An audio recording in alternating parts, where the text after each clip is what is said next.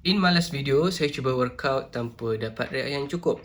Jadi fast forward to the next session, saya dapat rep yang cukup, tapi saya ubah satu je variable, iaitu lepas makan, saya minum 1 jug campuran kopi dengan coklat, jadilah mocha. Jadi, mocha tersebut, dia punya total sugar dia adalah sebanyak 60 gram sugar, which is sangat banyak for my consumption. Tapi saya dengan alasan, ingatkan caffeine campur dengan gula yang tinggi, boleh fuel for my workout. 3 jam lepas makan, saya rasa saya tengah mengalami sugar crash. Disebabkan gula dalam badan banyak sangat, badan saya cuba nak stabilisekan balik total sugar dalam badan. Jadi, masa selepas stretching, masa the first working set, daripada total 4 sets, tu pun saya rasa macam energy saya dah drop, performance drop, strength pun drop. Sama juga dengan set kedua, set ketiga. Tak sempat pun nak buat set keempat. Set ketiga tu pun dah saya rasa, waktu set ketiga tu saya rasa strength tu sangat-sangat macam tak ada. Susah nak buat.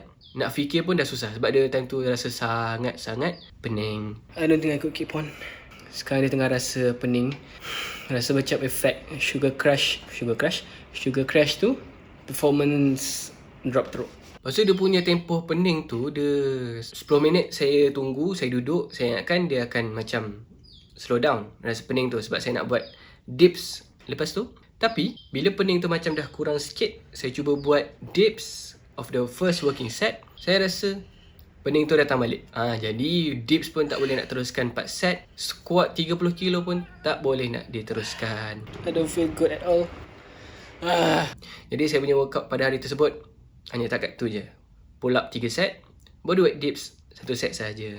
In the next session, saya ubah sikit variable dia. Instead of saya minum terus sekali arung 1 jug lepas makan, saya cuba minum mocha tersebut sepanjang workout. Between sets, saya minum sikit. Between sets, minum sikit. And it's totally fine. Sepanjang workout, saya punya energy steady, saya rasa strong, saya rasa okay. Pull ups okay, 4 set, dips 4 set, squat 30 kilo pun dapat 4 set. Cuma after that session, saya punya tidur sangatlah teruk. 4-5 hari saya punya tidur kacau. My theory adalah air mocha yang saya minum sepanjang workout tu, dia macam, I don't know, sebati dengan badan sampaikan dia kacau semua tidur-tidur. Jadi saya rasa saya kena stop minum mocha yang high sugar tu. Seboleh ni elakkan makanan dan minuman yang tinggi gula supaya kita pun tak merasai sugar crash tersebut.